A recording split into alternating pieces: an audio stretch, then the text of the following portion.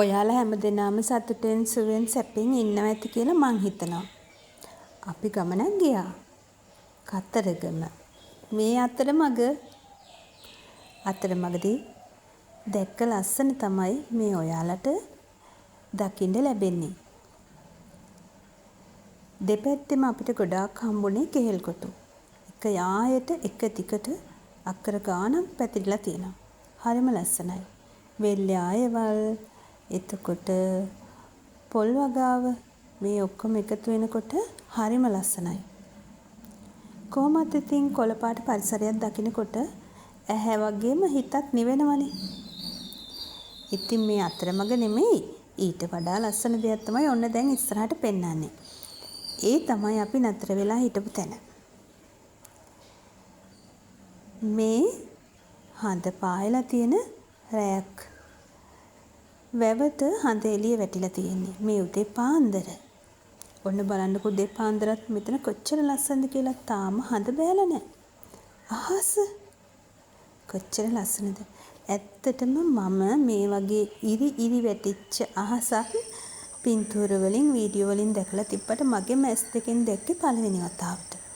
මේ වීඩියෝ එකේ පේනවට වැඩිය ඇස් දෙකෙන් දකිනකොට මේක හරිම ලස්සනයි. ඉතින් ඔන්න ඔහොමයි අපි නතර වෙලා හිටපු අවට පරිසරයේ ලස්සන. දැන් ඉතින් මම යන්නේ පරණ ගවුම කුස්සියට අරන් යන්නනේ. ඒකනේ අද වීඩියෝ එකේ වැඩෙත්. ඉතින් ඔන්න මං ගවුමක් තෝරගත්තා. මේකේ පොඩ්ඩක් එහෙම පැල්ලම් වැටලා තියෙනවා. කොහොමත් මේක අයින් කරන්න වෙනවා. ඉතින් ඒ අයින් කරන්න කලින් මං හිතුවා තව පොඩි ප්‍රයෝජනයක් අරගෙන හරි අයින් කරනවා කියලා. ඒක හින්දා ගවුමේ පළු දෙක වෙන් කරා. මැහුම් ලෙහලේ හිටියේ නැහැ මම කැපුවා. මැහුම් වාසි වලින් කපලා අයින් කරා. ඊට පස්සේ මම මොකද කරන්නේ දන්නවද? ඔන්න බලන්නකෝ ඊළඟට මම කරන්නේ මට හිතෙනවා මේකේ හැඩේ පොඩ්ඩක් වැඩි කියලා.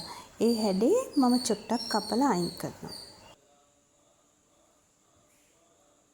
ඒත් එක්කම කිහිල්ලත් කපනවා බෙල්ල කිට්ටුවටම එනකම්. මේ කිහිල්ලේ තියෙන වක් වෙච්ච හැඩේ වෙනුවට සරල හැඩයක් එතකොට එනවා.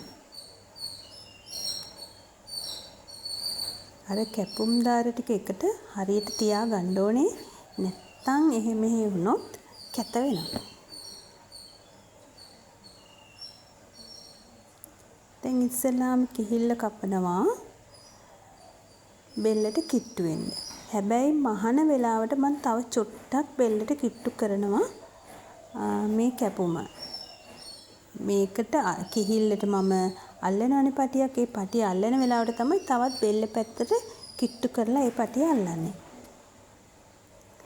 ඔන්න ඊට පස්සේ තමයි ගවුමේ අර වැඩිපුර තියෙන හැඩේ කපලා අයින් කරන්නේ. ඊට පස්සේ මම ගවුම කන පිට දාලා උරහිස් මූට්ටු හොයා ගන්නවා.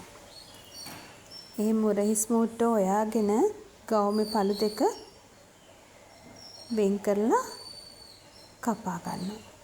උරහිස් මූට්ටුවත් මම ලෙහ ඉන්නේ අර මැහුම් වාසියෙන් කපලා අයින් කරනවා.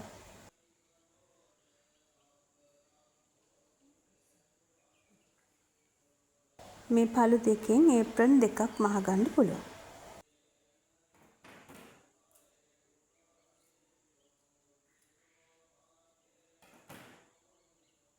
මේකේ පිටිපස්ස පළුවේ කර නම් පොඩ්ඩක් ගැඹුර අඩු නිසා ඒකෙන් මහනකොට නම් කර ටිකක් කපන්න වෙනවා. හැබැයි ඉස්සරහා පළුවේදී එහෙම මොනවත් කරන්නේ නැතුව කෙලින්ම මට ඒප්‍රන් එක මහගන්න පුළුවන්.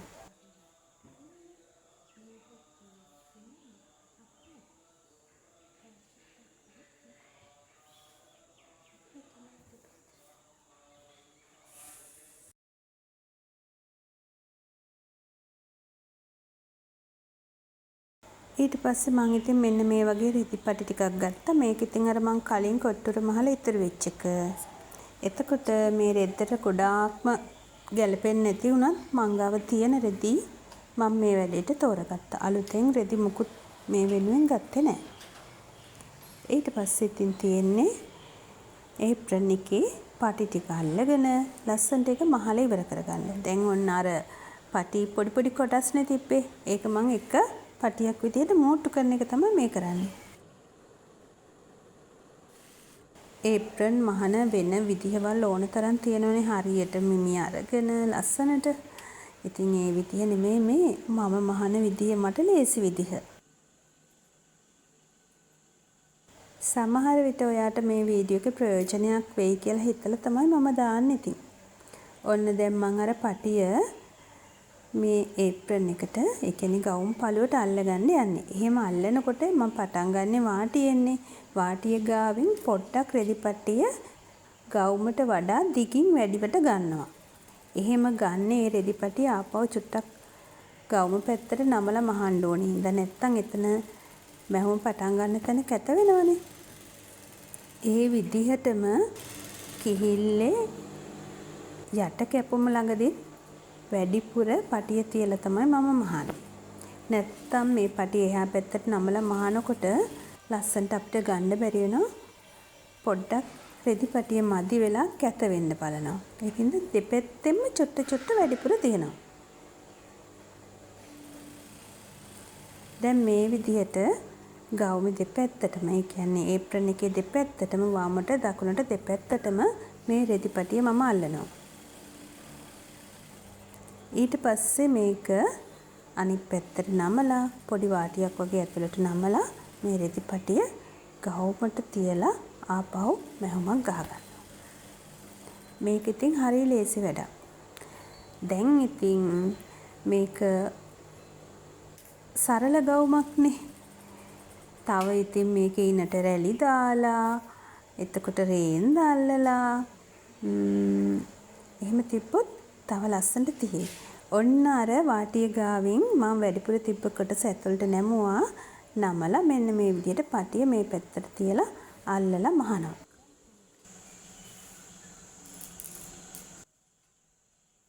මේක මම කන පිට පැත්තට තියලානේ ඇල්ලුවේ. දැන් හොඳ පිට පැත්තට තමයි මේ රෙදි පටිය තියලා ආපහු මහන්නේ. මේ පටිය හොඳ පිට පැත්තෙන් අල්ලලා කන පිට පැත්තට හරවලා මහන්නත් පුළුවන්. රෙදි පටිය පේන්නෙම නැති වෙන්න. මට හිතෙනවා මේ රෙදි පටිය ඒප්‍රන් එකේ ඉස්සරහට පේන්න අල්ලන එක හොඳයි කියලා. හැබැයි මේ වගේ ඒප්‍රන් එකක් මහනකොට ටිකක් ගොරෝසු රෙදි ගවුමක් ගත්තොත් තමයි ගොඩාක් හොඳ. ඒප්‍රන් එකක් අඳින එක හුඟක් වටිනවා. එහෙම හිතෙන්නේ අපි දන්නේම නැතුව අපි ආස කරන ඇඳුම් අපිට ඉක්මනට නැතුව යනවා. තැලි කුණු කහ ඒ වගේ දේවල් වැදිලා. කුස්සිය වැඩ කරනකොට හිතන්නේ නැති විදිහට එකපාරටම ඇඳුම් කිලිටු වෙලා ජරා වෙලා හේදුවාට ඒවා යන්නේ නැති වෙන වෙලාවල් තියෙනවා. ඒක වළක්ව ගන්න මේ වගේ ඒප්‍රන් එකක් අඳින එක හොඳයි. ඉතින් මම මේ පරණ ගවුමකින් මහනවා තමයි. සමහර විට ඔයාලට හිතෙන්න පුළුවන් අපරාධ මොකටද ඔච්චර දුක් විඳගෙන පරණ ඒවා මහන්නේ කඩෙන් ගන්නව නේද කියලා. ඇත්තටම ඔව්. කඩේ තියෙන ඕන්නා රුපියල් 7-800ක් වෙයි. එහෙම ගේන එක ලේසි තමයි. ඒ වුණාට ඉතින් අහක දාන්න තියෙන ඇඳුමක් නිකම්ම කුණු කූඩේකට දාලා කුණු ගොඩට දාලා අයින් කරන්නේ නැතුව මේ වගේ පොඩි ප්‍රයෝජනයක් අරගෙනම අයින් කරන එක හිතට සැපයි. දැන් ඔන්න මං අල්පෙනෙත් එහෙම ගාලා හොද්දට ලෑස්ති කරගත්ත අර පටිය මහගෙන යන්නයි දැන් තියෙන්නේ. මේ දෙපැත්තේ පටි දෙක ඇල්ලුවට පස්සේ මම කරන්නේ කිහිල්ලේ පටිය අල්ලන එක කියන්නේ. ඒක මම අල්ලන්නේ පෙල්ල වටේ එන්නත් එක්කම. එතකොට පෙල්ල වටේ ඇවිල්ලා ගැට ගහ ගන්න පුළුවන් විදිහට තියෙන්න ඕනේ.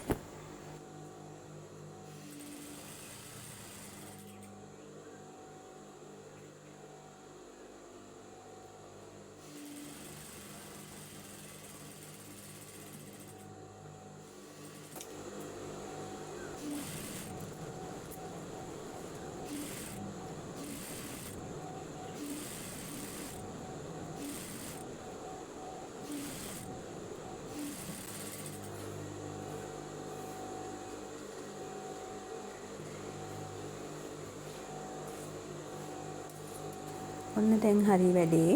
තව ඕනනම් මට තිබුණා මේකට රේන්දෙකුත් ඔහොමම තියලා අල්ලන්න. මේකට ගැළපෙන රේන්දයක් දැන් මල් ළඟ නැති නිසා ඒ වැඩේ මම කරන්නේ. අනිත් පළුවෙන් පිටිපස්ස පළුවෙන් මම චුට්ටක් වෙනස් කරලා ඒප්‍රන් එක මහනවා. මීට වැඩිය වෙනසක් කරනවා.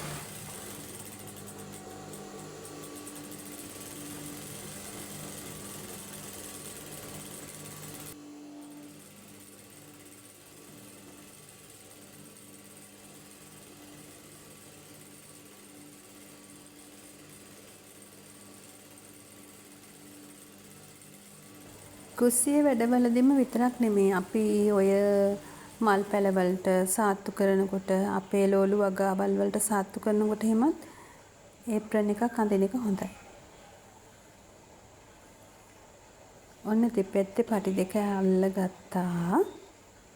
ඊට පස්සේ තියෙන්නේ කිහිල්ලට එන පටි දෙක අල්ලන්න. බෙල්ල පිටිපස්සෙන් ගැට ගහගන්නත් පුළුවන් වෙන්නත් එක්ක. දැන් ඔන්න මම මෙතනදී තව චුට්ටක් අර ගාවට කැපුම ලං කරනවා. එහෙම ලං කරන්නේ මේ පටිය අල්ලගෙන යනකොට තමයි තවත් බෙල්ල පැත්තට කරලා පටිය චුට්ටක් අල්ලන්නේ.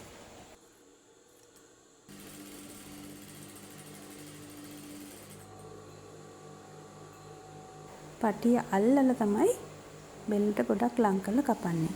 දැන් මේකේ කර මහන්න දෙයක් නැහැ. කරක් තියෙනවනේ මහලා.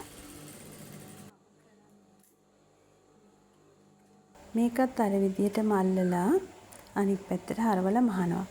ඒ මහනකොට පටියත් මෙන්න මේ විදිහටම එකපාරටම අපිට අල්ලගෙන මහන්න පුළුවන්. ඇයි අර ගවුමට ඇල්ලුව නැම්ම මේ විදිහටම නමලා කොහොමත් අපි කිහිල්ලේදී නමාගෙන ආව විදිහට මෙන්න මේ විදිහට ප්‍රතිපටිය නමලා එක උඩ එක තියලා නැමුම් දෙක අපිට පුළුවන් ලස්සනට මේ වැඩේ කරගන්න. ඔන්න ඔහොම පටි දෙක ඇල්ලුවාට පස්සේ ඒප්‍රන් එක පේන්නේ මෙන්න මේ විදිහට තමයි. දැන් තියෙන්නේ ඉනට පටියක් අල්ලන එක. ඒක මම මෙන්න මේ විදිහට ඉස්සරහිනුත් ඒ පටිය අල්ලගෙන ගිහිල්ලා තමයි ඉනට ඒක සම්බන්ධ කරන්නේ. එතකොට මම ගන්නවා මේ ඉස්සරහ පළුවට එන්නයි ඊට පස්සේ පිටිපස්සට හරවලා ඒක ගැට ගහන්නයි පුළුවන් විදිහට දිග රෙදි පටියක්. මම මේක ඉනට වඩා චූටක් උඩින් ගත්තා. මට ටිකක් අර ඉනට අල්ලලා ගැට ගහන එක ටිකක් හරියන්නේ නැහැ වගේ. මෙහෙම මහනකොට Tamanට ගැළපෙන තැනින්ම මේ පටිය අල්ලලා මහ ගන්න පුළුවන්. සමහර විට අපි කඩෙන් ගන්නේ අපිට ඕන කරන තැන පටිය නැහැ. එතකොට මේක ඇඳත් පොඩි අපහසුතාවයක් එනවා. මේ දේවල් ඔක්කොම නැතිව අපිට ඕන විදිහට මේ මහ ගන්න පුළුවන් මෙහෙම මහනකොට. පටියත් මම මේ විදිහට ලෑස්ති කරගෙන තමයි අල්ලන්නේ. ඊට පස්සේ පටියේ හරි මැද්ද අර ගන්නවා. ඒප්‍රන් එකෙත් ඉන ගාවින් හරි මැද්ද. ඒ කියන්නේ පටිය අල්ලන තැනේ හරි මැද්ද අරගෙන අර පටියේ හරි මැද එතෙන්ට තියලා අල්පෙනිති වලින් මන් දෙපැත්ත සම්බන්ධ කරලා ඊට පස්සේ මහගෙන යනවා.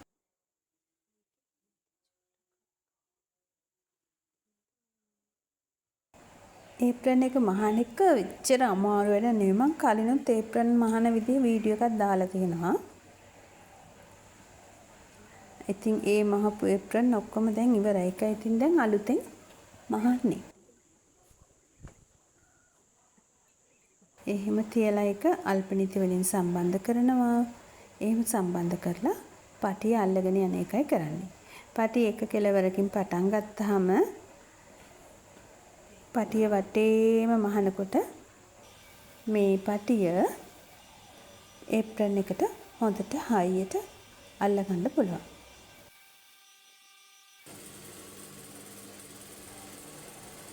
මේක ඉතින් පරණ ගවුමකින් මහන හින්දා වැරදුනා කියලා බය වෙන්න දෙයක්වත් නැහැ. එකක් තමයි මේ වගේ පරණ ඒවායින් මහනකොට අපේ අත කපණ්ඩයි මහණ්ඩයි හුරු වෙනවා. එතකොට ටික කාලෙකින් අපිට නොදැනීම අපිට ඕන කරන විදිහට ඇඳුමක් මහගන්න පුළුවන් වෙනවා. ඔන්න බලන්නකො මං ඒප්‍රන් එක මහපු එක ඇඳගත්තා. මට නම් ඉතින් ඒ ඒප්‍රන් එකේ අවුලක් පේන්නේ නෑ. එතකොට මම මේකේ පිටිපස්ස පල්වෙනුත් ඒප්‍රන් එකක් මහනවා. ඒක චුට්ටක් වෙනස් කරලා මහන්නේ. ඒක මැව්වමත් මම ඔයාලට වීඩියෝ එකක් දාන්නම්කෝ. ඊට අමතරව ඉතින් ලස්සන හැඩ වැඩ දාලා ඒප්‍රන් මහලා අඳින්න නැතුව ලස්සනට තියාගෙන ඉන්න ඒවත් තියෙනවා. ඔන්න ඔහොමයි ඒප්‍රන් එකේ වැඩේ ඉවර වුණේ. ඔන්න ඉතින් මම මෙන්න මේ වගේ වැඩක් කරනවා. ගෙදරට ගේන බඩු වලින් දවස ගානේ පාවිච්චියට ගන්න නැති ඒවා තියෙනවනේ. ඉන්දියාප පිටි, මුං ඇට, කඩල, ඒ වගේ තව දේවල් තියෙනවනේ. අන්න ඒවායේ කාලේ ඉක්ුත් වෙන්නේ කවද්ද කියන කොටස කපලා පියනේ උඩ අලවනවා. එතකොට මම දන්නවා මේකේ කාලේ මෙන්න මෙදාට ඉවර වෙනවා කියලා. ඊට කලින් පාවිච්චි කරන්න ඕන කියලා. සමහරක් වෙලාවට එහෙම කලාතුරකින් ගන්න දේවල් වල කාලය නැත්තම් මම දන්නේම නැතුව ඉක්ුත් වෙලා ගිහින් ප්‍රයෝජනෙට ගන්න බැරි වෙනවා. ඔයත් මං හිතන්නේ මේ වැඩේ කරනවා ඇති. එහෙනම් ඉතින් අදට මගේ වීඩියෝ එක මෙතනින් ඉවරයි. අද මාව අහගෙන බලාගෙන හිටපු ඔගොල්ලෝ හැමෝටම ගොඩාක් ස්තුතියි. ආයෙත් දවසක හම්බ වෙමු. මම රූපානි.